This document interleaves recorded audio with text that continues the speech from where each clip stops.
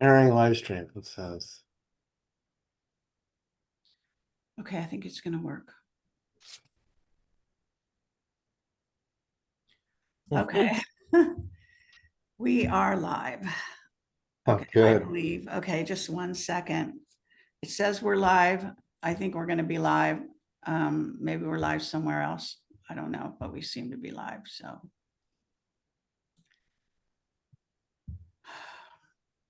I have to wait and see. Hey, David, the math, when I compare what I showed you, is the match with your 1 over golden ratio squared is 99.994% of accuracy. Wow. Okay, this is not an accident. This is not an accident. It's exactly the message that they've been It's the message. communicating. This is the message. And it took 3 visitors to give us this ratio, which took a lot of time. Between a Muamua 21 Borisov and 3i. But there's way more here. Once you see all my numbers, I can't wait to see what you do with all my numbers, Jimmy. Yep. Okay, we are live. Okay. Oh my God, this is just insane how this goes. Okay, so I need to ask my viewers if they can hear us because there's a ton of chat. Okay, can everyone hear us?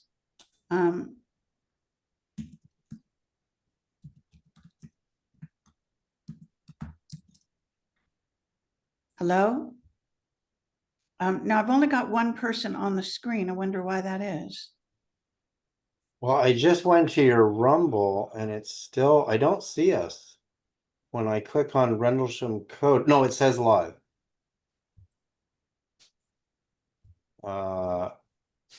Skip ad. Okay, there's a commercial.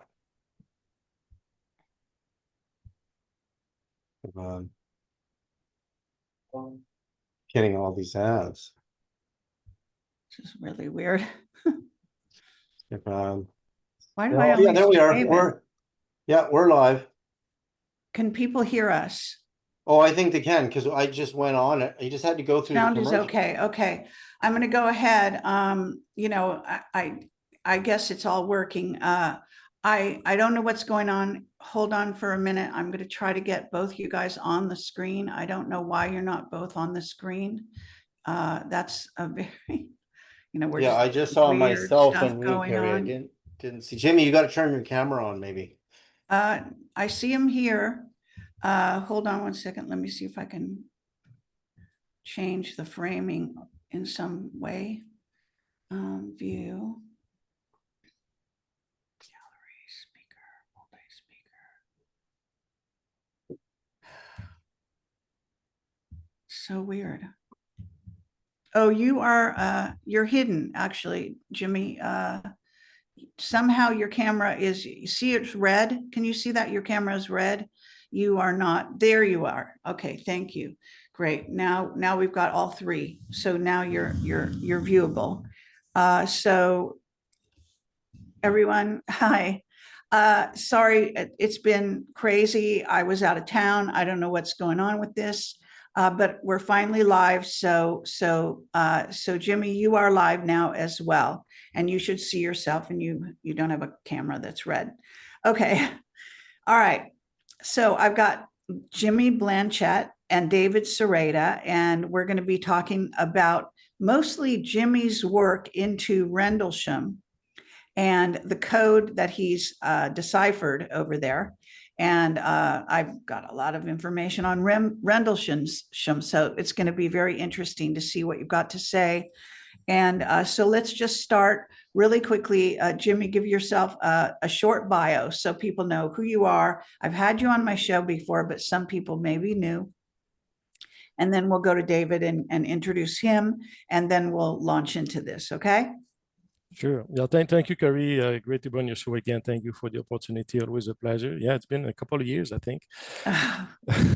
Time flies. Well, I am a scientist. I'm a chemist by background, researcher, experiencer. I do possess a powerful radio station here. I'm located in Arizona, not very far from Sedona, actually, maybe an hour and 15 minutes from Sedona. And I have been using my radio station initially for amateur radio communication, but in 2017, I kind of broadcasted the message towards space, a binary code message, expecting really nothing. And the impossible happened. I got an interaction back. And since I've had an enormous number of manifestation sightings, which over time I realized were encoding mathematics and very profound knowledge. And so that's what we're going to be talking about today. Okay, that's very short and sweet. So can you say a little bit about yourself, a little more in depth in terms of over the past few years, what you've been investigating and like your motivation? Because I think you're kind of like have a totally different background than David. Yeah, sure. Well, again, as I mentioned, I'm a chemist by background. Always been very interested in the universe, astrophysics, astronomy, and things like that. I'm an experiencer too. I've had many out-of-body experiences since my childhood. Anyway, fast forward 2017, I'm a licensed amateur radio operator. Actually, 2013, I heard about a contact modality called moonbound communication, and I have slides. I can show that a bit later. It's a radio amateur contact modality, very exotic, which consists in bouncing radio waves off the surface of the moon, literally, like using the moon as a mirror, like a passive reflector, in order to make two-way communications here on Earth. So essentially, we're beaming these antenna with an enormous amount of power towards the moon, and the radio wave will scatter or reflect back towards Earth, and we can make two-way communications that way. So at the time, I was attracted by the technical challenge of it. So I built a very large radio station. I made my own antenna. I've been building antenna systems since I am a child. It's been one of my passion. And long and behold, after practicing this hobby for a few years, in 2017, I heard about a contact modality called CE5, and I'm sure you're familiar with it, the human-initiated contact. And I got interested. I saw some videos on the internet. I said, I need to try this, right? But instead of using meditation initially and things like that, I said, why not using my radio station, this capability to produce a binary code message, which will contain my coordinate and a time and date where I will be essentially, going on a specific site to see if I could make contact. So I broadcasted this invitation message a few days prior to the appointment, if you will, which way, again, I didn't expect anything to happen, quite honestly. I was going to screen a site at the time to do future contact work. So I was not expecting anything. So I broadcasted this invitation message, again, containing the coordinates where I will be at the time and date. And I got there alone. It was at night. I had brought with me a handheld radio, which I had tuned to the same frequency that I had broadcasted the invitation message. And maybe 15, 20 minutes after the arrival to that site, this radio started interacting in a way just like David was showing the radio. The radio started interacting in a way that I had never seen before. And I had been an amateur radio operator and using this radio for years. And here I was in the middle of nowhere in Rose Valley, California. And very deep in the valley, there was no cell signal, no possibility of interference. There was no human installation around. This radio was going crazy. I do have footage of that. I have videos of all these things. And this is how my story started, really. At the time, I didn't realize, I didn't even register that this was a reply to my own invitation. And after investigating this and studying this, I went back to that site again 2 weeks later, broadcasted the message again, and the same thing happened. So this is when I realized that this was an interaction as a result of my invitation message, if you will. And after that, I bought a night vision camera, and I started recording sightings and high strangeness I've had. So I've been doing this work. Initially, I was really focused on that aspect of the physical manifestation of the intelligence. So from 2017 to 2021. I do have an enormous amount of videos, daytime sightings, night times. My radio station was featured in a documentary a couple of years ago, 17-minute segment, a documentary by Darcy Weir. So okay, so I'm going to slow you down there. Okay, so David, why don't you introduce yourself as well? Well, I grew up in Berkeley, California in the 60s. I was born in 1961 and our family moved to Berkeley in about 1964, 65. And on my way home from elementary school, Cornell Elementary School, my picture's right there in the Berkeley area. And I saw a flying saucer and there was pandemonium on the streets. And then I had in my sleep, I mean, not to belittle that story, I don't want to spend too much time on it, but I had my first contact experience of these beings that showed me the star system of the Pleiades, but they didn't use the Pleiadian word. And they said that's where they were from. They were Nordic humans. They showed me the inside of the craft and the propulsion drive. And I'm like 6 years old. Go. Sorry, go. Oh boy. Sorry, my daughter. And then from there, with my first experience at 7 years old, actually, because I was born in 1961, I'm having this experience and I don't know what to do. I watched Star Trek. I watched My Favorite Martian. That's my only reference. There was no such thing as ufology that I had access to at 7 years old. So, going forward, I started appearing on shows with Art Bell and actually my very first show with Art Bell in the year 2001 during the show arguing with James Oberg over this incredible NASA footage from the STS-75 tether incident. Art Bell had a massive blackout that turned off the satellite, sent huge microwave spikes all up and down his valley, and he's like, just under 80 miles from Area 51. And I actually have the recording of this. So in my first show, Art actually said the next night that there were only two times in the history of his show, with 30 million people listening, what he told me, that this occurred, which is the Area 51 caller and me. So I kind of landed myself in the biggest conspiracy in radio on my first day speaking about UFOs. And then I started appearing on, actually, I started appearing on Bob Kiviat, Fox specials on UFOs. Then Fox News used me all the time in Los Angeles for UFO segments, kind of like Jeremy Corbell Okay, does. but didn't you have a background in aerospace or NASA? No, that's later in my life. So what happens later is, I mean, my dad, who's a PhD in psychology at Berkeley, got all of us boys into meditation and yoga. So my foundation was consciousness development, devoted myself every day since, including today, to meditation practices. And so I started in life, taking physics, at grade 11 and 12 physics. And then I started working for a legendary group of physicists in Southern California. I was around Glenn Seaborg, who chaired the Atomic Energy Commission under Kennedy, Johnson, and Nixon, Murray Gell-Mann, who discovered quarks, and Norman Rostocker, who is unstatably profound, Albert Ghiorso, who was Seaborg's assistant, who was a heavy particle hunter at Berkeley.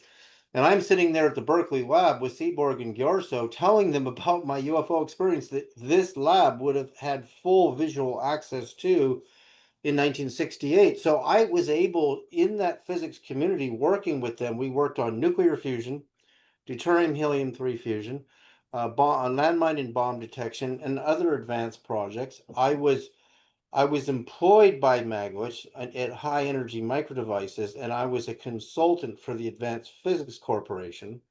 So what they needed me for was translating the Greek of physics into layperson simple mathematics and communication. I was the military communication correspondent for both advanced physics and high energy micro devices. So I really studied it under Magwitch, who was an MIT PhD in physics, and the level of conversations we were having were incredibly advanced.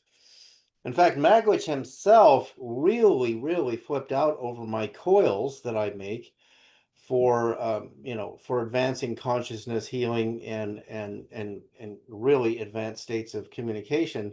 And he tried to get my coils into the CERN consortium of physicists. He was very interested in their capacities. But just before, when Magwitch was just about to die, this is when Jimmy Blanchett, just before Oumuamua arrives, which was discovered on the 19th of October, I think was that 2007, Jimmy, or 2017? I don't have the date in front. Jimmy and I started corresponding, and it was August the 8th, 2021, one day before my wife died, which was Lionsgate. The day Paul Hellyer dies, we did a moon bounce together. Yeah. We sent a signal of pyramid frequencies that I decoded and bounced it off the moon, and it would have hit the area of the Giza Plateau, and that's where Jimmy and I started. And he taught me how to use these radios. He's sending out a transmission, I believe, at 75,000 watts and 432 megahertz, which is a harmonic. So he's not just sending out a signal, he's sending them out at a harmonic. And we get this, it almost sounds like Morse code, like talking, like these radios start doing this chattering. And so I researched this phenomena that only happens on certain amateur radios on the amateur bands. And it turns out that Nikola Tesla actually did experiments in Colorado Springs, and he's one of the very first. He is the first radio scientist, and I'm not sure, it might have been Marconi who also confirmed it with him, where they literally believed this chatter, which is not Morse code, because Jimmy and I mathematically ruled out Morse code, but the language they're talking in is a language of numbers. Every single chatter, every single chirp is a different frequency. So we started mapping the frequencies, and we started looking at the patterns in this chatter. So it's confirmed by the father of radio, Tesla himself, who the U.S. Supreme Court ruled June 21st, 1943, that Tesla, Lodge, and Stone were the true fathers of radio, and that Marconi merely used their patents to do his transatlantic, communication. So that's where I start with Jimmy. My wife dies the next day. And then, of course, Wow. Jimmy sends out beautiful, recordings of my wife's phenomenal jazz songs and our children's voices on his antenna during the cremation. For several days, we sent a signal to Mercury, to Venus, and we sent a The signal to sun. Mars and Jupiter and Saturn. He did this for me. I mean, it's incredibly wonderful of him to do this. And then, of course, my wife starts calling out my name audibly, not like a faint voice in my head, waking me up in the middle of the night. And the first voice I hear is equal to a Venus day. It was 243 days after she died, and I knew what that meant. It's Venus. It's a one. So my wife is telling me what Dante knew, that in the afterlife, in the Paradiso, that Venus is the third level of heaven. And then a long time goes by, and a piercing voice comes into the hotel room in Banff, Alberta, Canada, and I hear her again, and I count, it's 591 days after she died. And 591 divided by the golden ratio is the exact orbit of Earth, divided by the golden ratio again is the orbit of Venus. And I keep doing the calculations, and I see the 9 known spheres in the solar system, counting the sun as well. And then I saw 9 more spheres or planets above hyperdimensional planets, for which the 591 was the primary number that I started with. And it turns out 3I Atlas, which Avi Loeb at Harvard believes is an intelligently driven alien spacecraft, is heading directly for the orbit of 591, just inside the orbit of Mars. Right. So that And kind of I gives you a have background put, of where we start. great. Okay. Thank you for that, David. And we have the link for the Avi Loeb article that's on this video. So under the video, you can click that link now or later and see that article. And he is a very respected scientist, and you can look at his background. His bio is on that article and so on. So it's also on my Telegram. and so what today is about is actually Jimmy's work with Rendlesham. And Rendlesham is like, they call it the Roswell of the UK, but it's actually very different than Roswell. And I have been investigating this for many years, interviewing people about it. So I do have background. I do have some witnesses who were involved there. and so on. And Robert Salas, if you remember who Robert Salas is, he is a person who was involved with the, I think they're the Wyoming, missiles. So the missiles that were Maelstrom, the taken Maelstrom. down, Mhm. yeah, and all of that. But he also, believe it or not, he was actually in Rendlesham Hmm. back in the day. And I don't think he was involved in the actual sighting or any of that, as I recall. I'd have to get some more detail on that. But he was also interfered with in certain ways there, and called into the doctor's office for no reason, and he objected, and so on and so forth. So he had a very strange experience, and I have talked to him about that actually on an interview. So fast forward, we also were, I was in the UK a couple of years ago and also investigating Rendlesham back then. I'm laying the groundwork here because we were actually almost killed, targeted late at night on a 2-lane road, a dark country road in the UK. And we had a black SUV move out of its lane, so the opposite coming traffic, and move right into our lane and come straight for us. And no amount of flashing lights and honking or anything would stop it. And in order to get out of its way, my partner at the time, he turned the wheel to get us into the ongoing traffic. Luckily, there was no one on that side of the road.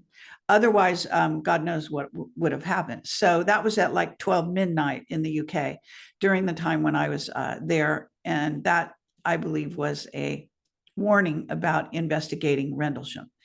So there's so many stories that I have about this. And I also have Mark Richards, one of my top whistleblowers, who has given me a very good testimony on this. And I'm going to be very curious to hear what you have to say, Jimmy, about this, because I'm wondering if it's going to coincide with anything that he had insider knowledge about. So why don't you go ahead and set the scene for Rendlesham and how you came upon your data? Sure, sure. Thanks. By the way, Robert Salas is a good friend of mine, so I need to ask him about this Rendlesham stuff. I didn't know about it. Thank you. Well, Rendlesham, quite honestly, he's not the biggest part of my work. It's, I would say, maybe a 2 to 5%.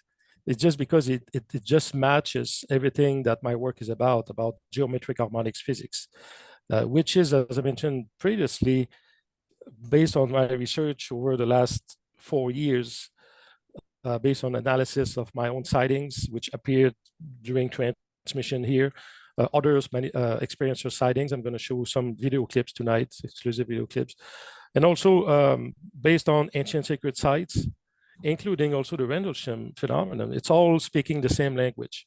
And that's why Rendlesham can naturally fit into that. And I spent some time analyzing the code, analyzing the coordinates that were communicated, and we'll see that tonight in the slides. And they're essentially communicating the same thing, right? Which is this, I would say, this new perspective on physics, probably the physics that's been hidden from us. But it's just absolutely wonderful to see that, see the simplicity of it, how that new physics, if you will, or different physics, explains some of the greatest mystery in our science right now, such as the fine structure constant, the origin of the dark matter, dark energy, the makeup of our universe, the origin of the Planck scale or the quantum space, the origin of the speed of light, the origin of rest mass. All these things in physics are unexplained. They don't have any explanation for it. And when we're using this language, this geometric harmonics physics, it all fits in very naturally and very simply, actually. It's not even complicated. So this is what it's about. It's going to show the aspect of the Rendlesham essentially translating that language, this universal language. Okay, now let me just say this. There was a large AI contingent part of Rendlesham that they don't talk about much. And also, I want to know when you say it's revealed in the code, where are you getting this code exactly, for Rendlesham? Sure. Well, in the binary code message that was communicated through Jim Peniston, with the download he had and all these coordinates, essentially this binary code, which reveals 7 sets of coordinates, 7 locations on the planet. Well, when we analyze these 7 sets of coordinates, they tie exactly to that different physics I'm talking about, this different perspective on physics. It's very black and white, as we'll see. I have slides that describes it very clearly about some basic things in our universe, like the volume of our universe, the Planck mass, the primordial fractalization, and things like that. It's all encoded very accurately, and also the fine structure Okay. constant. Now, if you can explain Jim Peniston's, what his role was in Rendlesham, so people have a little background, those that are not familiar with the Rendlesham story, and why you sort of focused on his downloads, so to speak. Yeah, so exactly. My work was really is much less focused on the Rendlesham story per se, what happened with the military and all this stuff. I really put that aside. I've totally focused on these 7 sets of coordinates, and if there was anything embedded or encoded in these 7 sets of coordinates. And so Okay, you Jim mean Peniston, coordinates of the landing of the craft, or something that Peniston told you, or so in other Jim words, we Peniston, need to get the roots of where you're getting your information. sure. When Jim Peniston was essentially went to the site where the craft landed in Rendlesham Forest, he was one of the first to get on the scene. He came into contact with the craft and touched the craft. At the time that he touched the craft, he had a download of 1 and 0s, binary code, which later, a few hours later, he transcribed in his notebook. The records are available even on YouTube of that. We can see the actual physical, nodes that it took. Years later, 30 years later, they translated this binary code to see what these 1 and 0 meant. And there was a message, and I have it in my slides. And that message was very brief, but contained 7 sets of coordinates, 7 locations on the planet, like Sedona is one of them. The Great Pyramid of Giza is another one of them. So there are several, essentially 7 coordinates. And this is what I've analyzed, essentially, as part of my work. And one of the reasons why I focused on that is because I also analyze ancient sacred sites around the world. And my own sightings, as I said, and they all converge towards this language, or this universal language. And so Rendlesham, when I looked at it, I immediately noticed or recognized that same language. So this is, this is the basis. Yeah, so this is Jim Peniston, one of I think he was the first to get to the site. I have a good friend of mine, Gary Osborne, who authored a book called The Rendlesham Enigma. And he also found amazing information encoded in this code.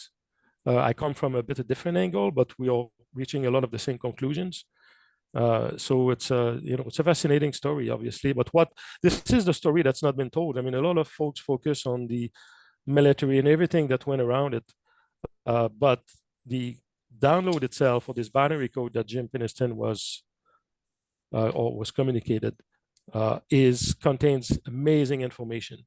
Now, there are 3 things, I would say 3 different aspects, which I can say that validates the code. I always, just like my friend says, Gary Osborne, the code validates itself because the accuracy of what we're looking at in terms of the equivalency to our physics constant, for instance, which is in the 99.999%, the odds of that being just pure chance or just, one out of trillions, literally.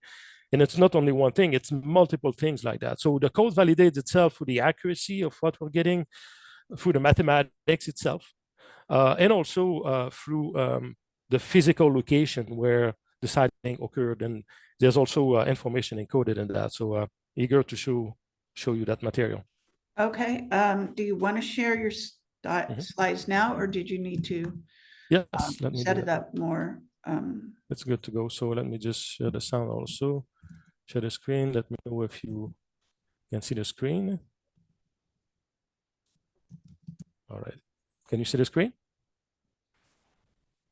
Yes. Well, I see the banner. Okay. Yes. All right. Right now it's the banner.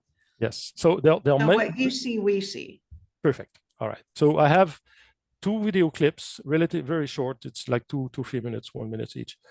And I have multiple slides. I'm going to go very fast through the slides. I don't want to get too much into the mathematical details. I'm going to try to focus on the big picture, but I think people will be able to see for themselves what I'm talking about here. Just as I mentioned before, just very, very briefly, I do have a radio station. This is what I use. This is my setup in Arizona right now. The antenna system and the radio and the amplifier I'm using are capable of deploying about 250,000 watts on 432 megahertz, which is 250,000 watts of power, which is enormous, and also about 150,000 watt of power on 144.1 megahertz. These are part of the amateur radio band, but happens to be part of these harmonics of creation we're going to be talking about. So at that kind of power, the radio wave will physically reach every corner of our solar system and far, far beyond. So when I make transmissions, these signals literally, if there's any intelligence out there, around Jupiter or Saturn or wherever, or even outside our solar system, they will pick it up. I mean, these radio will physically reach these locations. And I used it, as I mentioned, to do moon-bound communication, which I started in 2013 to reflect or bounce radio waves of the moon in order to make two-way communication here on Earth. But then I redirected this capability essentially to make contact with non-human intelligence in 2017. And for those interested, you can see I have a 17 minutes segment, part of this documentary from Darcy Weir. It's available on Amazon. It's free now, available on YouTube and internet. These are just a few pictures of example of sightings that manifested during transmission. We see my antenna system here. This was a transmission towards the moon. There's a nice chemtrail we can see in the sky, right? But this happened December 21st, 2021. This triangular craft manifested, well, actually I was broadcasting the golden ratio frequency. If you look on the left side here, I was broadcasting a tone of 161.8 hertz, which by the way happens to be, this famous signal from the Skinwalker Range, they said is 1.6 gigahertz. This is the harmonics of the golden ratio. They don't know that, they have not figured it out yet, but it's all mathematics. It's all part of this physics. And I broadcasted this tone just to see if this will trigger a reaction, and this triangular craft just appeared very briefly. I have the video clips of all these screenshots, by the way. I think I showed it to you last time we talked. But again, even this sightings contains an angle that matches the supplementary angle of the apex of the Great Pyramid of Giza very accurately. So there's nothing that's done for no reason. There's always information encoded in these sightings. I've had sightings daytime, nighttime of various nature. This is another one here. I was broadcasting towards Vega. This is another triangular craft. Now, this one is very interesting because actually David Sereda is the first one who figured out, when we look at the shape of this triangular craft that appeared, that there was a golden ratio proportion. If you look at the upper left side of this triangle, and you ratio it over the upper right side, for instance, David said, hey, there seems to be a golden ratio proportion. So I analyzed the triangular craft further.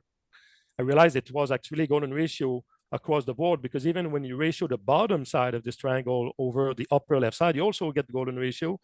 And if you ratio the bottom side over the upper right side, you get the golden ratio squared. So this triangle is very unique because in any proportion we make a ratio, we get always either golden ratio or golden ratio squared. Furthermore, which was amazing about this sighting is that the angle to the left side here matches 4.32 or harmonic 432. And the angle of that triangle on the right side matches the reciprocal of harmonic 144. Amazingly, again, this matches these harmonics of creation we're going to be talking about tonight, and also was matching the two frequencies I was broadcasting on, because as I mentioned earlier, I broadcasted on 144.1 megahertz and 432 megahertz. And so these harmonics were embedded in these angles of that triangle. So Okay, it's just and an amazing experience. this is a sighting that you had back in what year? This was in 2022, April 2022. Okay. Yeah. So this is really these are the sightings, manifestation that I experienced myself, that led me to work on this mathematics, if you will, and discover that the ancient sacred sites like the Great Pyramid of Giza was encoding the very same harmonics. I have it here, actually. I can show you here. You see, even the Great Pyramid in its proportion, the dimensions, if we look at the hypotenuse here, it's equivalent to harmonic 432 squared. Even the angle, the base angle of 51.84 degrees is equivalent to harmonic 432 times square root of harmonic 144. The height is harmonic 444 plus golden ratio squared. The base is harmonic 144 times golden ratio minus golden ratio squared. It's all about these harmonics of creation that's encoded there. So this is really what deciding was also showing. That's what led me to that work. And essentially what I was mentioning here is that these non-human intelligence have encoded this sacred knowledge for thousands of years in these monuments in various manifestations. And it's their universal language. We'll talk about the atlas briefly. I know you and David have worked a lot on this, and we're just talking about David earlier tonight. It looks like the harmonics that's encoded matches also these harmonics we're going to be talking about tonight. So we'll talk a bit about that later. Again, so everything comes down to these three harmonics of creation. We know harmonic 144 is actually everywhere in the scripture, right? They're talking about the 144,000. We see it in the scripture in different ways. 432 is also very well known. People know all the frequency of 432 hertz, and the golden ratio, which is essentially at the foundation of all fractality in our universe. But what happens is that the product of these three harmonics is equal to 1, and 1 mathematically is a representation of source creation. So it's like the way that source creation essentially materializes itself in this 3D dimension is through these three harmonics, because mathematically that the product of these three harmonics equal to 1. And that's what it's all about. So this really also essentially connects spirituality with science, because what was some so-called spiritual, or in the world of consciousness, is actually all mathematical. And that's what is encoded. I'll let David discuss that a bit later. Here, I put a slide together while we're talking. Get back to this a bit later. I mentioned the Great Pyramid encode these harmonics. And why is this important? Is that because once we understand how the universe really works, this hidden physics has been hidden from us. We can tap into, develop healing technologies based on this, interstellar communication, telepathy, develop anti-gravity, free energy, and things like that. Even Tesla actually was deep into this, and there's a lot of evidence of that. I don't have a slide, but I've studied a bit his work, and it clearly was connected to this. And so what I call this geometric harmonics physics, so this physics that's being communicated to us by non-human intelligence, provides solution to some of the greatest mysteries in our science, or modern physics, things like dark matter, dark energy, the makeup of our universe, a fine structure constant, which is actually the constant that's needed to make the universe literally work. All the electromagnetic interactions and light exchanges in our universe needs this fine structure constants to work. The origin of speed of light, the nature of the quantum space, black hole singularity. So this geometric harmonic physics really explain all of it. Don't panic here, I'm not going to go into this, but essentially what I did was to recalculate all the physics constants that we use in our mainstream science, from the Planck constant, the gravitational constant, the speed of light, the Planck, and so on, converted into these geometric harmonic units. And it's very simple, really. The foundation is that the universe is based on geometry. And so if we use units of distance and time that are compatible with geometry, this gives us this new pair of eyes. We see the universe in a very different way when we use these units that matches geometry. Now, we know about the kilometers, or the mile system that we use to measure distance. Now, but these are not directly in sync with geometry. But fortunately, there's one unit of measurement that's perfectly in sync with geometry or compatible, which is the nautical mile system, which is used by the NASA, by the way, when they launch space probes or shuttles in space. They use a nautical mile system. There's probably a reason for it. But the nautical mile system is very simple, is that they are 21,600 nautical miles to circle the globe at, around the equator, around the Earth, right? 21,600 nautical miles. And they are 21,600 minutes of arc in a circle. In geometry, the same number of minutes of arc. So there's a match between the nautical mile system and the geometric system. That's why the nautical miles, when we use that unit of measurement, instead of using the regular miles or the kilometers, when you use the nautical mile, we get this new reality. And that's where we see that this harmonic 144 is always coming back, and 432 and golden ratio is always the same harmonics coming over and over again, which is essentially the expression of source, which divided itself into a 3D reality, and that's what's expressed in that physics. And finally, the measurement of time, also we use the regular seconds, is also not in sync with geometry. But when we apply a specific correction factor to it, the double square root of the golden ratio, by the way, we obtain a second, which I call a geometric time or geometric second, which in syncs with geometry. So when we recalculate all the physics constant based on these units, we have this new physics emerging, in which is the language that we've been seeing essentially communicated by non-human intelligence. This is also encoded in many ancient secret sites around the world. And I don't know if you've seen this, the ancient secret sites, the most renowned or known ancient secret sites happens to be perfectly aligned around the globe like an equator at a very high degree of accuracy. I had a short video clip. I can show it last maybe just a couple of minutes to show that.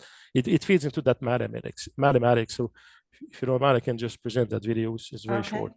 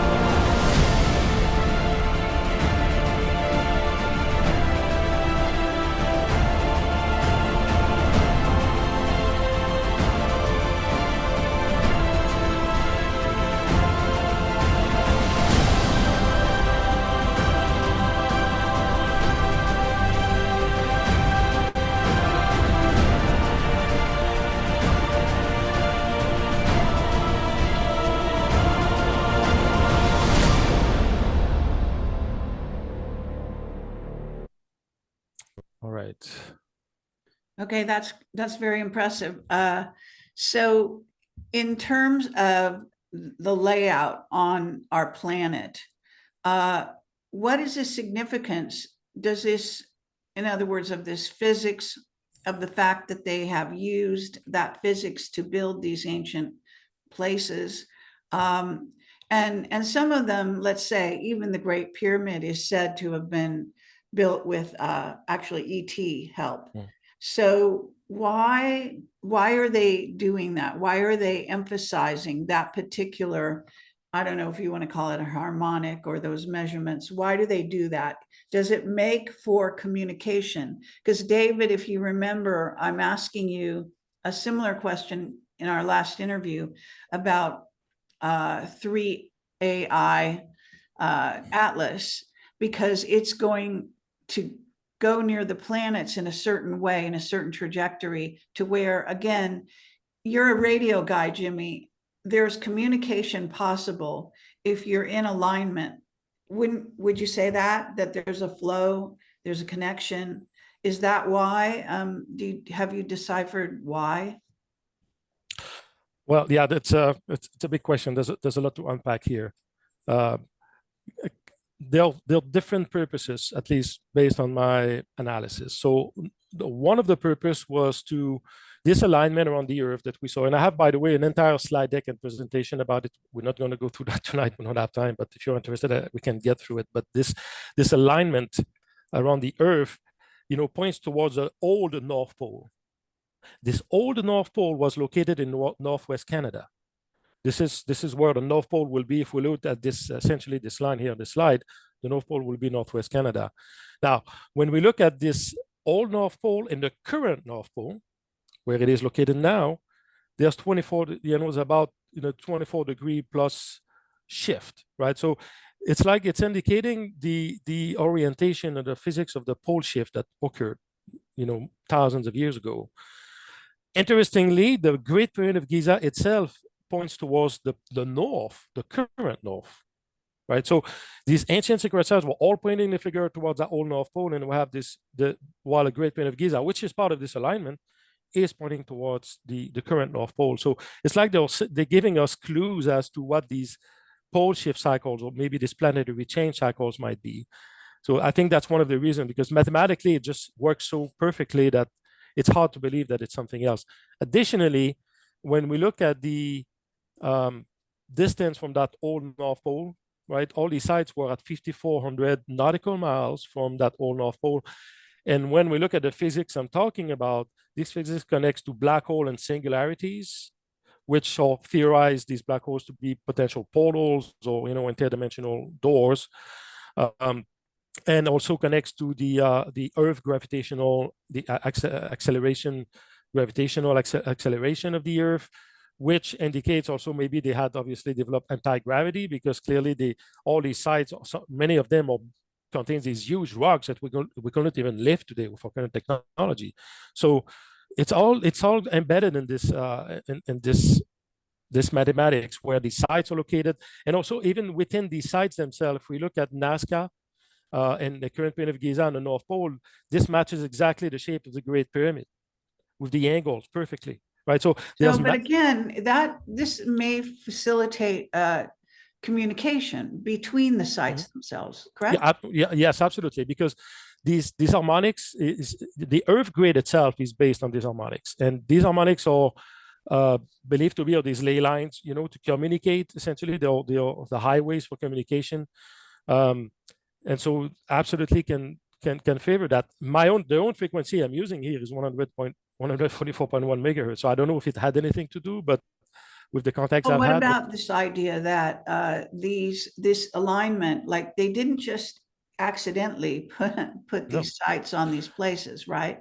So there's a relationship between communication with off-planet races and other planets themselves. For example, what's the relationship between Mars and Earth and Jupiter and Earth? And is there a communication that's facilitated by the placement of these sites? Okay, yes, a great question. So what I found is the answer will be yes, but I believe it's not communication the way that we believe with radio wave, for instance. I think it has more to do with scalar waves and through micro singularities.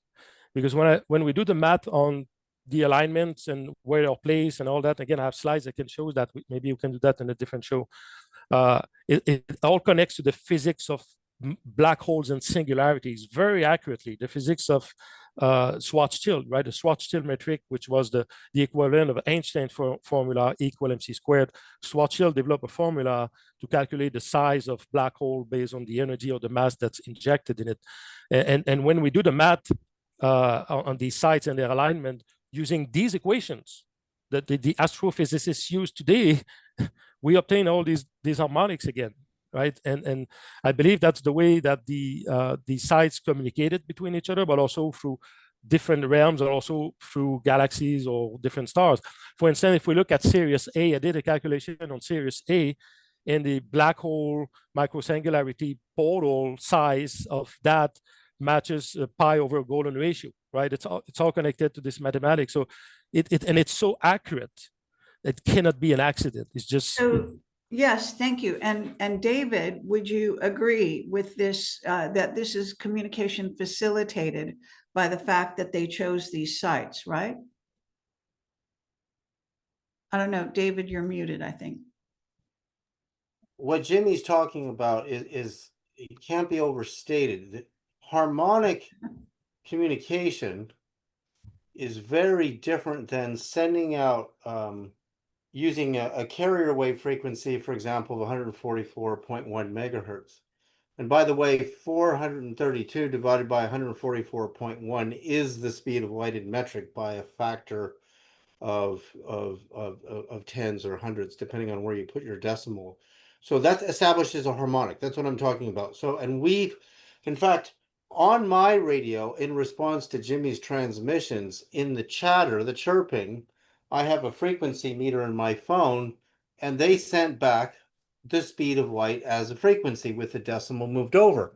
And the Great Pyramid of Egypt sits at the speed of light in metric, 29.9, 299, 792, 458 is the speed of light in meters per second. And the Great Pyramids in north latitude sits at that number with the decimal moved over. So that establishes a harmonic. So when you send out a radio message with two or more frequencies in a harmony, that's something we don't do. We send out things on one frequency. So one frequency standing by itself is not a harmony. You need a second frequency paired with that to establish a harmony. And so that means we're really amateurs in the way we understand communication, in that we could really do some very advanced experiments here. Also, Jimmy is talking about, and also I'm working right now with using giant trees as bioelectric antennas in my property.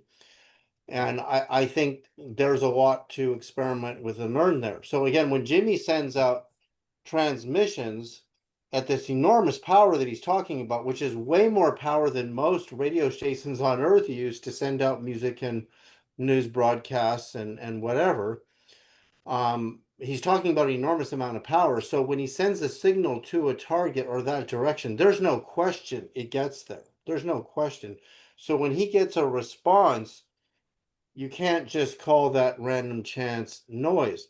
But what Carrie's asking is when for example, 3I Atlas is hitting these certain orbits of the planets on these very profound days, could these alignments of the planets be optimal for an opening of communication that could happen?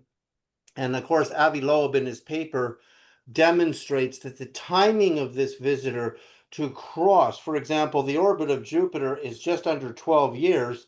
And when 3I Atlas leaves the solar system, it's going to merge right next to Jupiter. I mean, the odds of that happening alone are billions against it by a random visitor. And then in addition to that, on the way in, when it crosses Jupiter's orbit, it equals a date of the ascension of Christ, on the ascension date of Christ, which is 39 to 40 days after an Easter date on a lunar calendar. So these timings in concert, I think what and Carrie and I got into this is really a question for Jimmy, because he's an expert in radio communications. Are there dates and windows where we might get a message yes. Yes. So in that Or let perfect me also, harmony? can we have a dialogue? In other words, I don't think this is accidental, obviously. And I have to say that if you think of it in terms of a race of beings that are associated with these various places, right? The various planets, then there's a reason why the craft is cruising by on an exact time and place. And communication Yes. is the most obvious choice.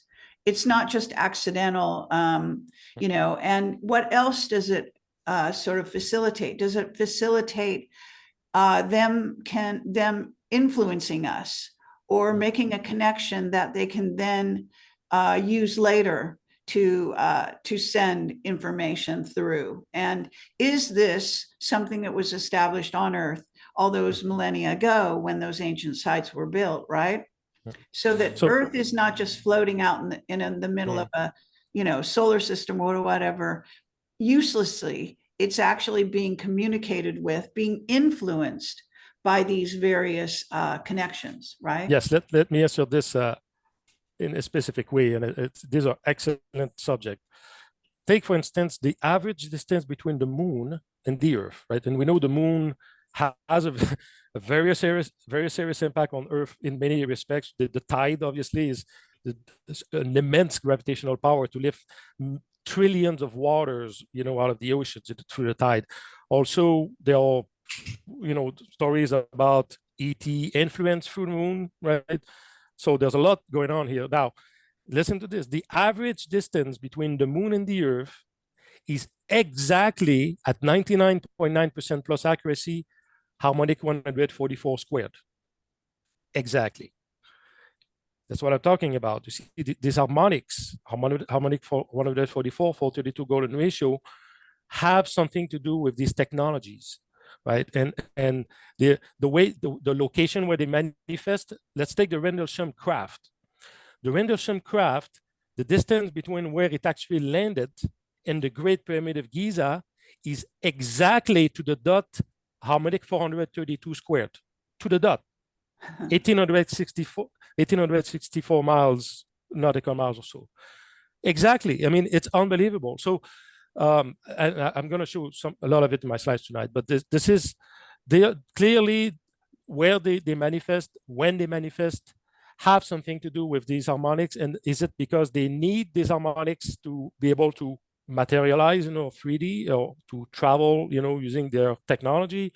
I believe it clearly has something to do with that. What you call communication, it's kind of part of it. Either it's traveling or communicating. It's interesting because this craft Rendlesham clearly had a purpose of communicating a message, right, through this download, through this binary code that Jim Penniston received. So was this harmonic 432 squared conducive to that? I have no idea, right, what's Okay, behind well, it. let me tell you one thing, and then I want you to proceed. But Mark Richards said that the beings in the craft sent out a message, and what they did is there was actually Americans there that they haven't talked about. Okay, people that were there witnessing this landing, and they were all seemed to know ahead of time the landing was going to happen, and they were all there and getting, all of them, a message in their brains that actually freaked them out. They were getting pictures of actually beings from all around the galaxy that were beamed into their minds and actually created, with, in some people, they went crazy and they've never recovered. And our governments have not told us about this. But the beings inside the craft were actually meant it as a good thing. They were trying to say, hey, we're out here and this is how we look and this is who we are. And so they were, that placement, as you're saying, was crucial to them being able to beam this out to all the people present. Yes. I need to shoot a slide about this. That placement, exact location, Rendlesham, and that location matches exactly the speed of light harmonic to Right. 100% accuracy. I mean, it's Okay. unbelievable. You will see that. That's So amazing. it's connected to this. I believe, and I'm just speculating here, it feels like if the information we're seeing in the code is, I mean, clearly this information is this new physics, or this physics has been hidden from us. They may have sent this to us, waiting for us to evolve enough to decode it, right, and turn it into technology. Like, that message contains the keys to our own freedom, to free ourselves from dependencies, from the energy dependency, for all this matrix, right, we're talking about. Right. And I think it may have to do with that. Okay, go ahead in your presentation. Sure. Okay, so Rendlesham UFO. So what was communicated through Jim Peniston, which he wrote in this little notebook, these 1 and 0s, which was decoded 30 years later, which is very well documented. There's a documentary actually on, I think, History Channel you can find on YouTube about this. So this is the message that was decoded in 1990, I think it was. It says exploration of humanity. We get these numbers here, 666, 8100.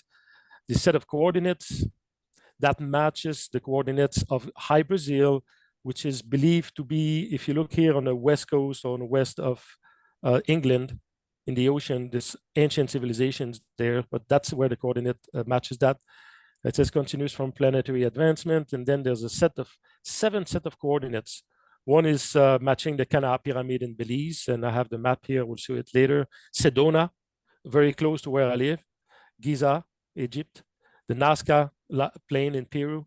The Mount Taishan in China, and the Apollo Temple, right? So these were the 7 coordinates. And then the message said, eyes of your eyes, the origin, which is again this High Brazil location in north, in the west of England, the origin year 8100, as if this message was sent back from the future, from the year 8100. Wow. So these are the 7 set of coordinates that's encoded in the message.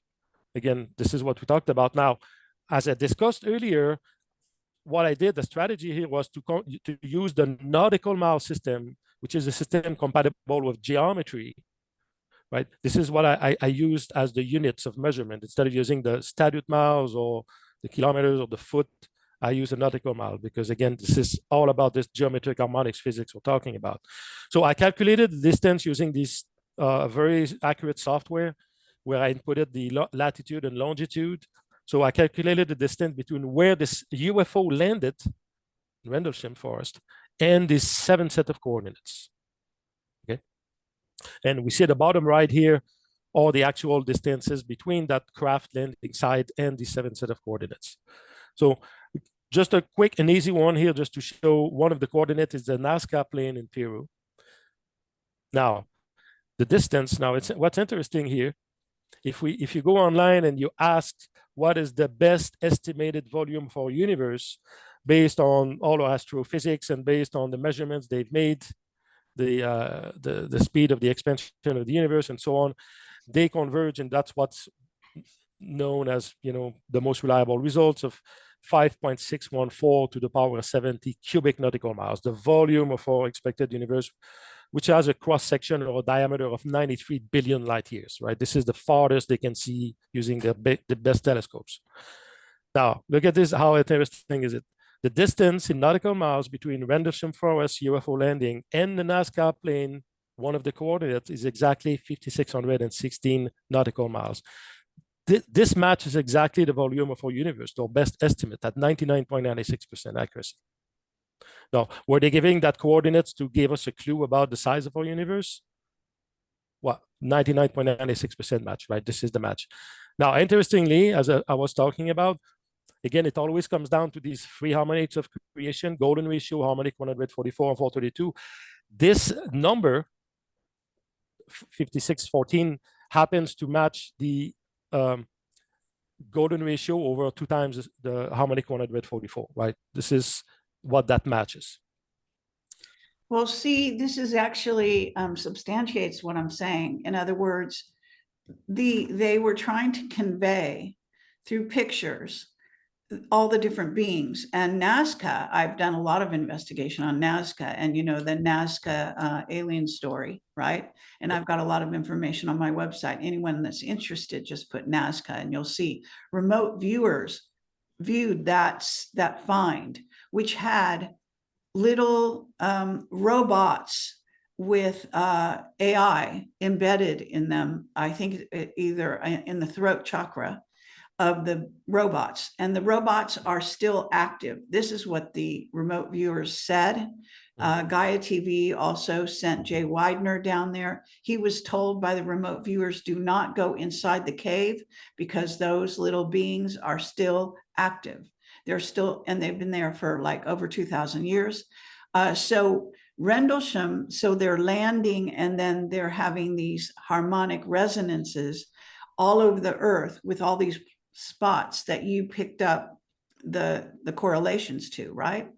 Yes.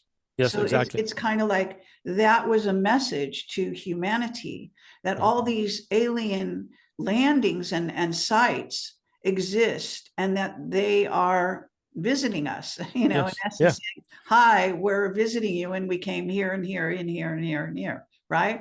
Yes, and as we'll see, I mean, the depth of the knowledge they communicate even through that location on Earth is so amazing.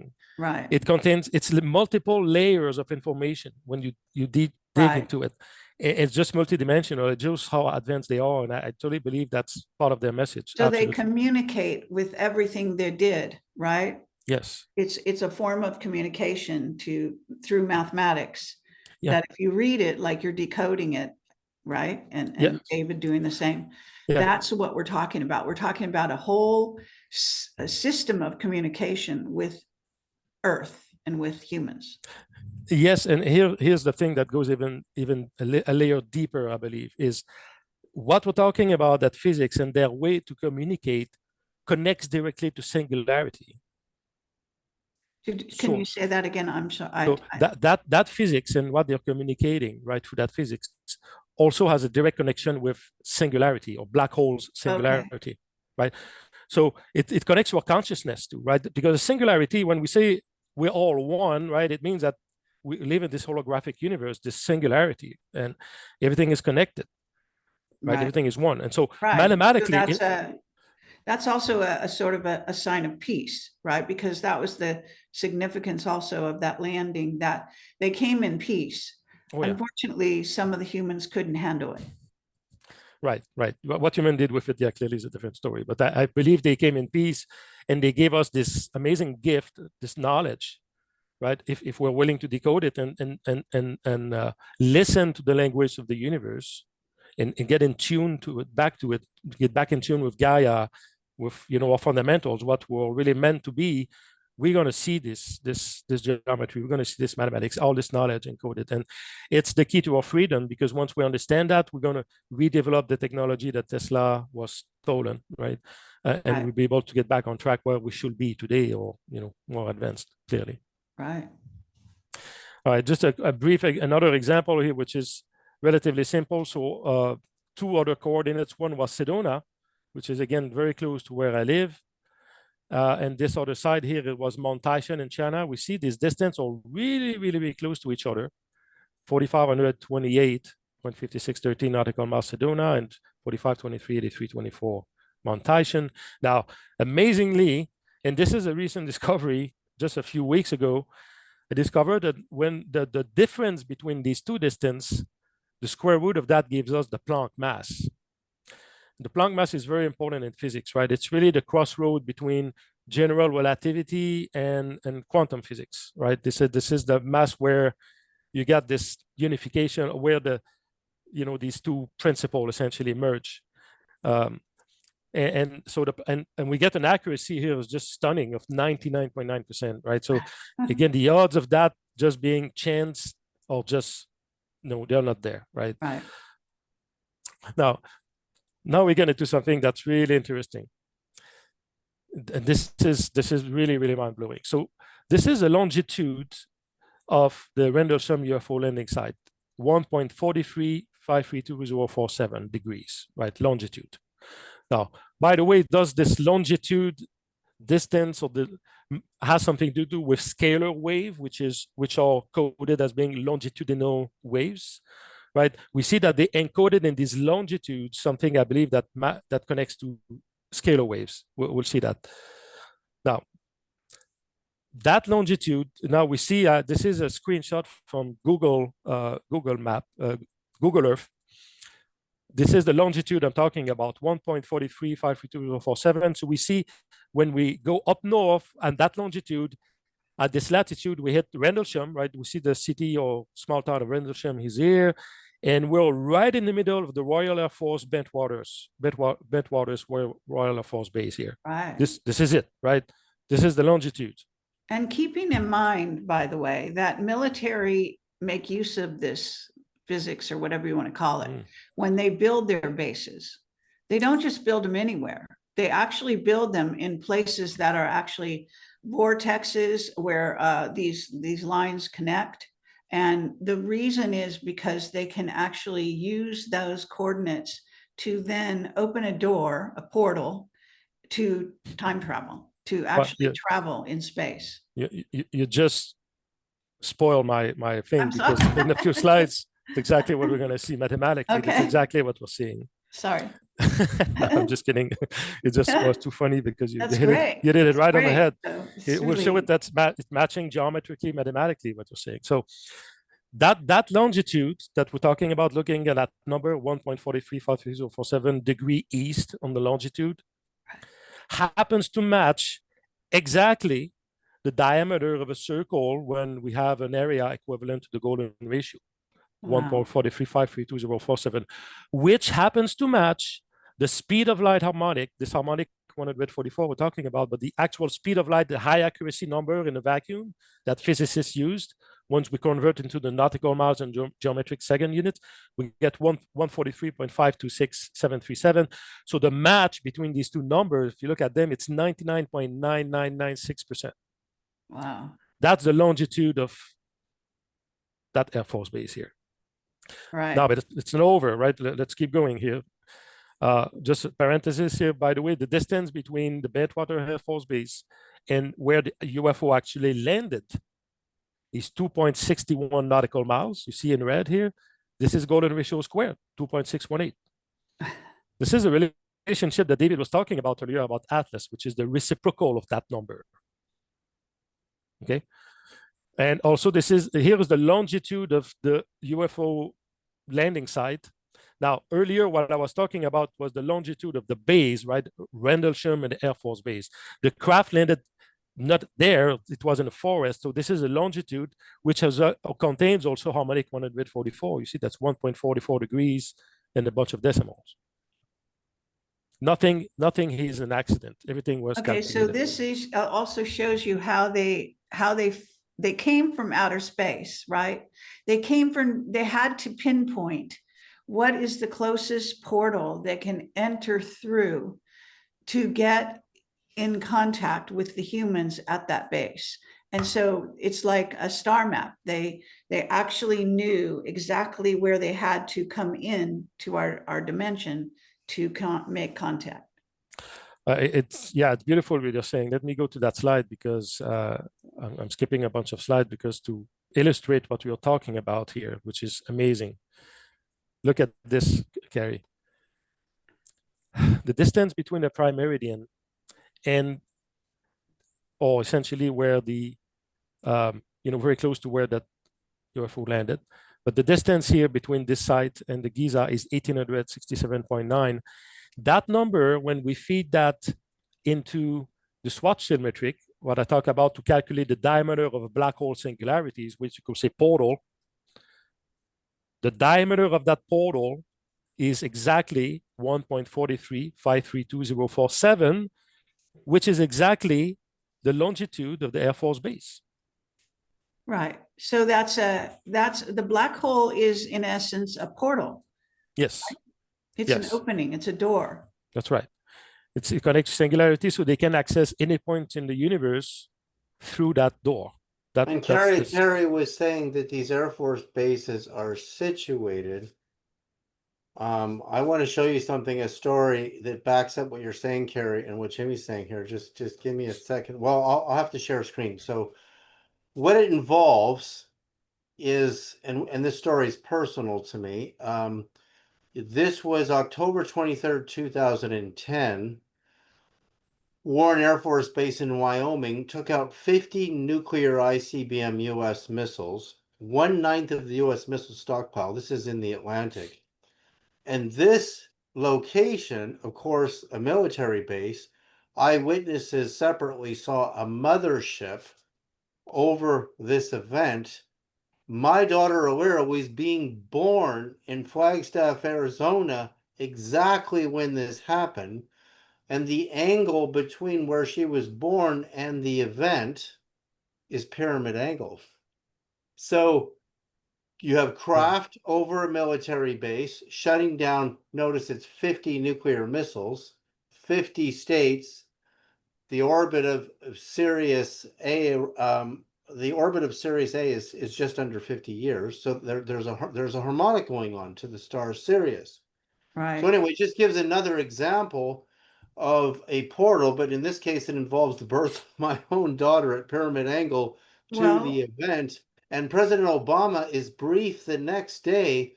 And this story went off the radar in ufology. It's amazing. I mean, I have the article right here in the Atlantic, and there are separate articles about the eyewitness reports. Actually, Robert Hastings really was all over this story, this particular story. oh, Of great. course, this is 2010, so this is a separate shutdown of our nuclear missiles, but they did it all with numbers. 50 nuclear missiles went offline, 50 states in the Union on an orbit of 50 around the Again, star. using the numbers to communicate.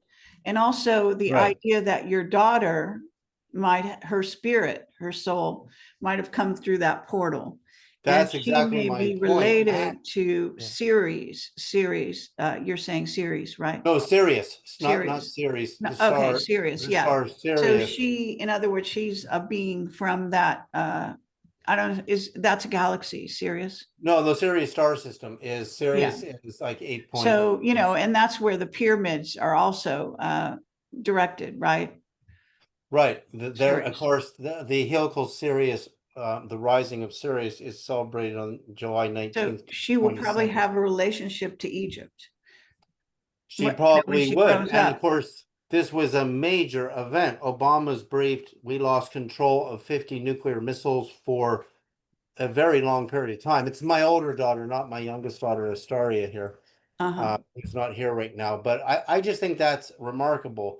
And I think what you're saying about portals could be opening and closing. In fact, that same portal to the date of July 19th, remember July 19th was, the date of Apollo moon landing, 19th and the 20th, which was planned. Avi Loeb's paper proposes the date of July 19th, 2024, when we should have launched to go meet 3i Atlas. Now, 3i Atlas will also cross the orbit of Saturn. It'll meet the orbit of Saturn on the way out on July 19th to the 22nd. And of course, Mary Magdalene's feast day is July 22nd, and July 19th to the 22nd is the helical rising of the star Sirius in the Giza Plateau to celebrate the goddess Isis. So you see these harmonics, and what Jimmy is so good at, and I've been, working with him periodically, intermittently, is looking at establishing all the numbers in these harmonic communications, not just because of communication. They may be actually functioning through portals that Right. operate on these harmonic bands. Yeah, because the spacecraft and has to come through, or anything has to come through, right? Yeah, a person, like a birth of a person, Right. like my daughter Right. in this And case. beings from that star system are probably on this craft. It's beginning to look like more and more connections to Anu, the Anunnaki, and so on and so forth. Yeah. And what you're talking about, you see, even like if you recall what we talked about, this golden ratio triangular craft that appeared. And by the way, I was broadcasting a message, ask it for that sighting, because this craft had appeared already 3 times in the past. So after 3 times, and we figured out it was golden ratio, I broadcasted a message, an invitation message, and it appeared last time. It's the last time that I saw it, and I have the video footage. I think I showed it last time on your last show. But what I wanted to say is the fact that this craft, by its angles and proportion, match these harmonics, which I think are conducive to these portals. That may be the technology. Jimmy, look at what you have there. Your date is April 22nd, right? Yeah. On that photograph. Yes. Easter falls on April 22nd, which is Earth Day, in the year 1601, 1612, 1685, 1696, 1753, and 2057, 1984, 1973, 1962. That you're in the Easter window. Like, I don't think we even saw that before. No, So I didn't realize that. you somehow subconsciously got the triangle craft mapped on the Easter window, which is an opening, which I demonstrate Mhm. with the arrival of 3i Atlas is following the Easter window with the planet Jupiter. So that's very interesting. I just looked at Well, the date let's and talk. I We can said, talk about Atlas now because you see, just briefly. So this craft, I believe, maybe the reason why this craft materialized briefly in our dimension that I was able to record it and take these screenshots is because it contains these angles, right? These angles and these ratios, which is like is the portal. That's the way they communicate to us. That's the way Right. they travel, and that's Yeah. what we saw in that shape. They have Uh, to use those. you want to talk about Atlas, David? Because while we're talking about yeah, it, because I sent you, okay, so what I sent Jimmy was the calculation of here, let me actually just have those numbers in front of me so I can demonstrate. So it's the calculation of the arrival of Oumuamua to which was proven to be an interstellar visitor from outside the solar system, to 21 Borisov, which most people missed, right? So here's what it looks like. I mean, maybe I can share screen just for a second, sure. Jimmy, and then come back to Yeah. that. Let's see, just to I need to send a request to share, Carrie. Okay. Yeah, I can share now. Okay, so let me just look. I have it in an email. So I mean, I can zoom in on this email right here. So this is going, this calculation is actually going to load tomorrow through a professor. So this is, all three are golden ratio squared apart in time. Time, emphasize the word time. So September 9th, 2017, Oumuamua's perihelion closest to the sun date, right? Um, of September 9th to the date of December 8th, 2019 for 21 Borisov's closest position to the sun perihelion are 820 days apart. Now, 21 Borisov's closest date to the sun to 3i Atlas closest date to the sun, which is October 23rd, which is now moved to the 29th of October, which is not going to make any difference in my calculation. It's just going to be a few more days. The ratio is 1 to 2.617, which is within the golden ratio squared, because the golden ratio squared is 1 to 2.61803398887. So Oumuamua's closest approach to Earth occurred on October 14th, 2017, to 21 Borisov's closest point to Earth on the 28th of December, 2019, is 805 days. So now we're looking at Earth correspondences. 21 Borisov's closest point to Earth, 28th of December, to 3i Atlas' closest point to Mars, October 3rd, which now happens to be one day from Yom Kippur this year, which is stunning, which is another new breakthrough on this, are 2106 days apart. The ratio of 805 to 2106 is 1 to 2.616, which is, I mean, I calculate my accuracies of these to the golden ratio squared. So what Jimmy's saying, why that matters is because this is exactly what happened in Rendlesham, and Jimmy will explain in his own words why 1 to the golden ratio squared, and also note that hypothetical planet 591, which is where 3i Atlas is headed directly for, Earth orbit times the golden ratio gives us the position of 591. So 365.256 times the golden ratio gives us the orbit of 591. So Jimmy is now having an insight on why that ratio is being demonstrated between these three visitors.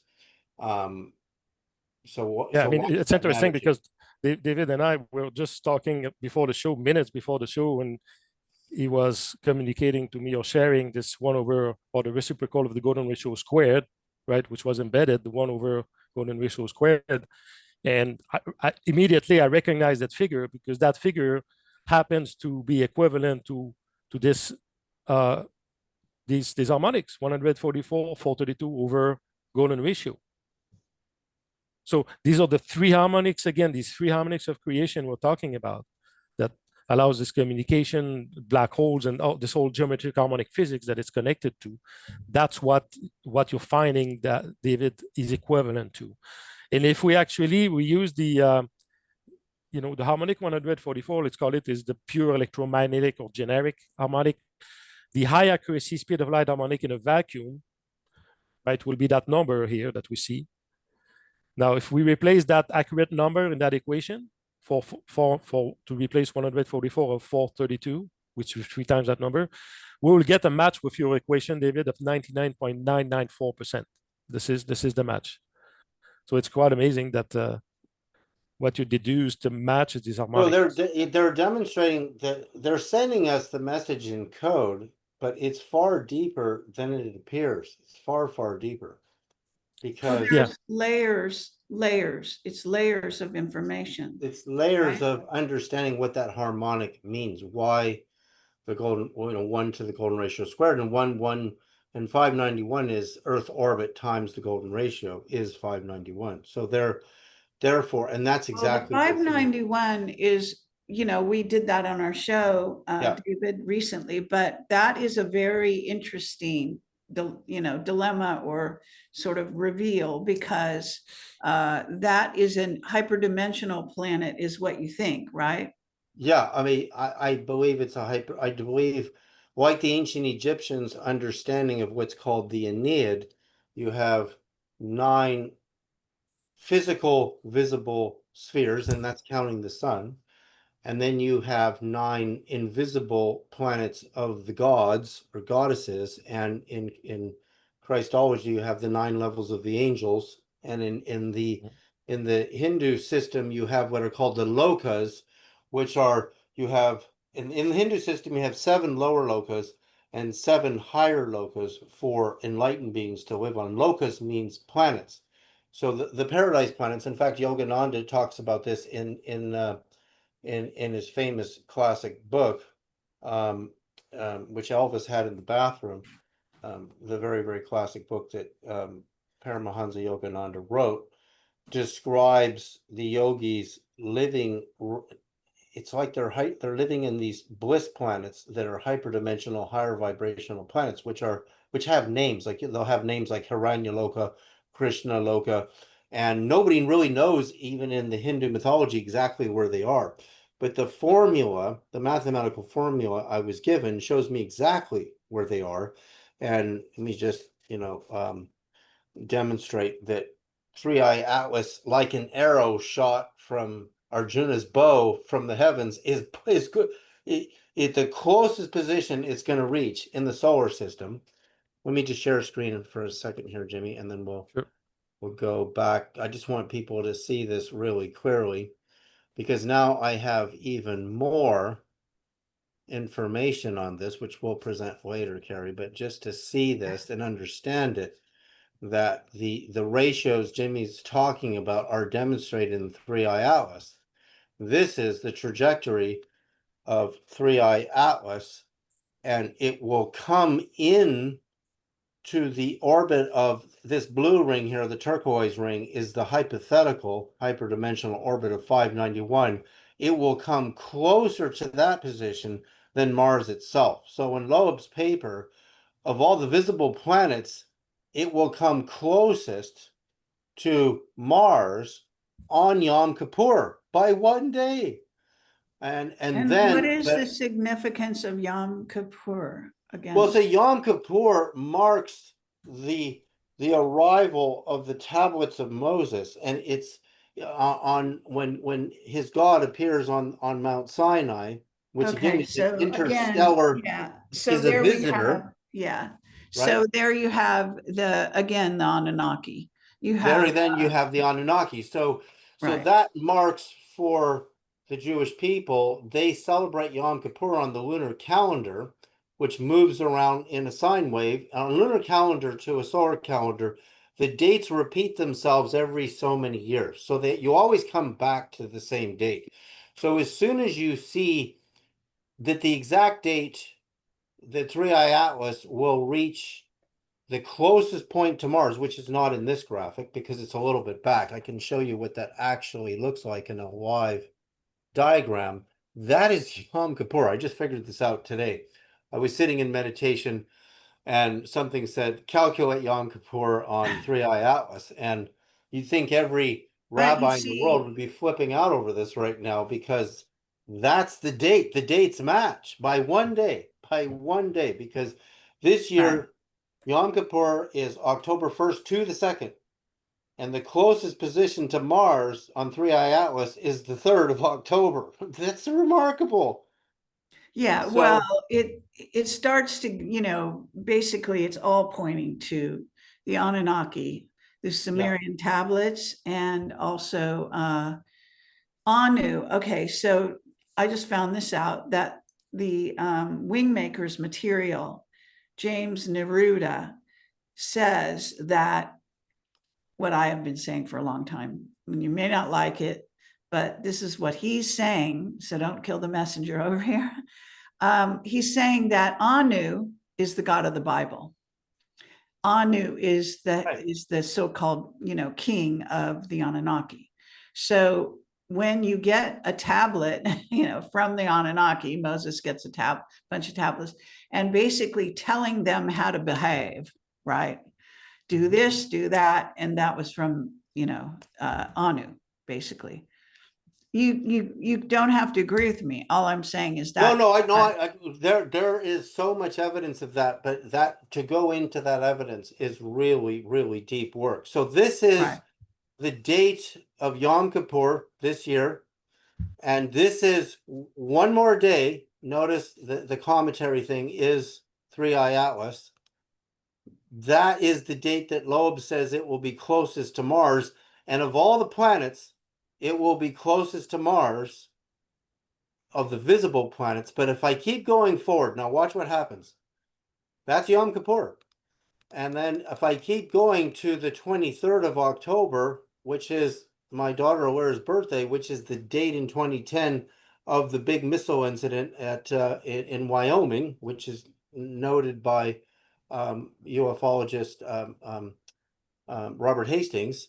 This date, this is where Planet 591's orbit ring will be. Now, we don't know where Planet 591 itself will be, but this is to say that even closer than Mars, because I've done the math and I know where 591 intersects, and then there's 2 dates when Atlas will intersect Three Eye Atlas. One is the 23rd of October, and the next, you're not going to believe this date, people, is, I did the math, it's November the 11th, 11/11. So there's 2 points where the curve of the ring of 591 crosses. Now, even more amazing, let's keep going, because I'm going to keep going all the way out to the orbit of Saturn right here. Now look at the date. When I get to July 19th, that is Sirius heliacal rising in Egypt, which is celebrated as the arrival of the goddess Isis from the star Sirius. And Mary Magdalene's feast day is the 22nd. Atlas will cross the orbit of Saturn. So why is that so concerto, perfecto, unbelievable? Now, when I come back, Three Eye Atlas will cross, and guess what? This is the big news, and we'll have to do a show on this. On the 14th of March, according to Loeb, look how close Atlas is to Jupiter. That's why Loeb is saying this is intelligent design in orbit, because of its just under 12-year orbit. Look at percentage-wise how close it is to Jupiter. right. So he's suggesting, and the news broke today, that we should use the Juno spacecraft orbiting Jupiter to rendezvous with Atlas on the 14th of March, which happens to be, there's 2 sacred dates that line up in that position. One, it's Easter in the year 2027. It's going to be Easter, so this is Easter. And then 2, the most sacred day to the Muslims, which will be the 15th of March on this year, celebrating the arrival of the Quran from the angel Gabriel on that same date. So why is that? And if I come all the way back here to when it first crosses the orbit of Jupiter, right here, and I did this in an exact slide, we come to the actual date of the ascension date of Jesus window. So his ascension, which always comes 39 days after Easter. So I have really exact slides on that. We'll do that later. So the point is, why is this also perfectly timed in harmonics? And why 1 to the golden ratio squared, and why 1 to the golden ratio is all in Jimmy's mathematics. Right. That's And again, they're telegraphing, right, for people that pay attention. Of course, you know, NASA and the secret space program are going to be on this, right? Like white on rice. So they're telegraphing a message, okay, also to humanity. And it's over this travel, you know. It's kind of like, think of it in lay terms, maybe as Trump visiting various countries, okay? So this is kind of what we're talking about. We're talking about a race of beings that we're fully involved in changing our destiny as humans, back, you know, whenever it was, in the day, and altering our DNA and so on and so forth, and our destiny. And so there is I mean, you guys probably don't want to go down this road, but the reality is that this is, in a certain sense, you know, if a king leaves their place and then they come and visit certain places, they're going to do it with a meaning behind every place they go and when they arrive, the dates, you know, and the Illuminati, they all relate to these numbers, to dates. They communicate what they're doing and why by numbers. Yeah. Okay. Yeah, and And those so that's dates, We can send a transmissions, you know, using my radio station. So if we send a signal, it's going to get there within an hour and a oh half. yeah, Jimmy, we're gonna plan a lot of dates. So you can Yeah. see right here, this news broke today on Avi Loeb's Medium site I mean, that NASA's gonna get Juno to rendezvous with right. 3i Atlas to get close pictures of it on the 14th of March, which is Easter in 2027, which means next year, not 2026, this coming March. And of course, March 15th is that sacred day for the Muslims. So again, why is that? Why is it so perfect? So they did the software you use or the site. Does it calculate the distance between the Oh, I'm just atlas and us? using the Sky Live there, and the But I Sky think it Live can is, calculate the distance, because if we can get the distance, we could send an intelligent message, essentially weight that the distance corresponds to the harmonic 144, right? well, And then we broadcast a mathematical message towards this atlas at a specific time and distance, and the message will contain information, yeah, we're gonna mathematical plan all information. the dates. Yeah. I think the first date, I don't want to say what the first date is because there's one date before um Yom Kippur, and we should probably do another show in this Yeah. on these exact. And when Jimmy sends out the transmissions, anyone in the world can have one of these radios tuned to the same reception frequency. And right now, for this evening, right now, actually, where 3i Atlas is, if you look south just above the horizon, it's right there right now. So you just look south, and throughout the night, it will move to the southwest above the horizon. So you just, Jimmy will point his antenna there, and it's actually so close right now, we can calculate at the speed of light. Jimmy, there, the Sky Live actually has the live distance that we currently are from it, and at the speed of light for a radio signal, we can, maybe we could even do this live on Carrie's show, like do a If, it, transmission, if it's around and Mars, it takes and about then 20 minutes. Yeah. see when Okay, our but radios in a start certain talking. sense, okay, so this is reinforcing their sort of Anu, or the Anunnaki, their rule over Earth and humanity. So this is not necessarily like good news. This is actually a stand that they're taking to send a big message to humanity that they're still here and they think that they are in charge on some form of fashion.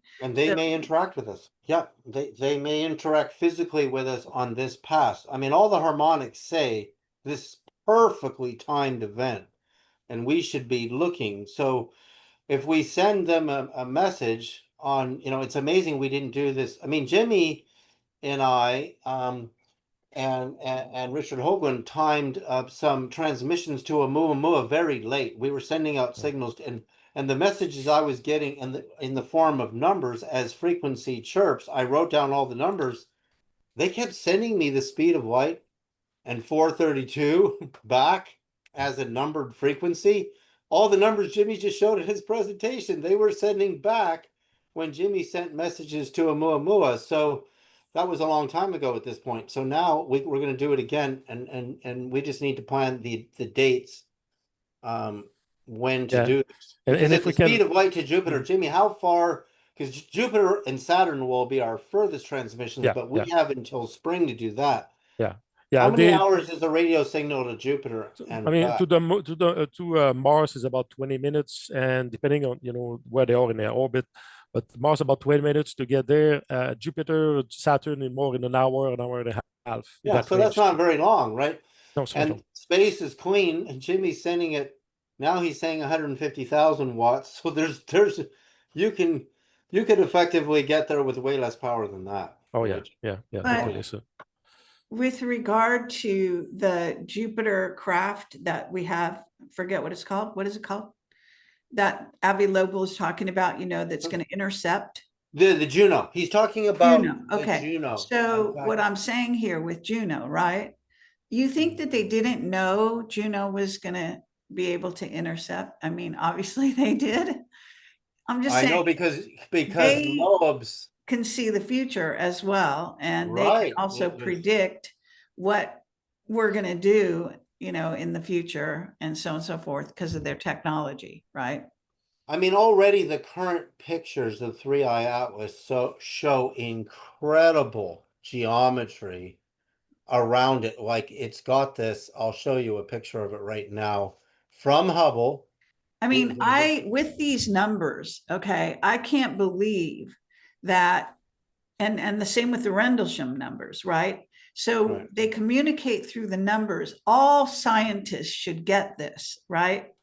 This is Well, obvious. the Rendlesham, I don't think that's true. I think what Jimmy's onto and what I'm onto, I'm doing a different set of math, but my math keeps corresponding to his when we get together again.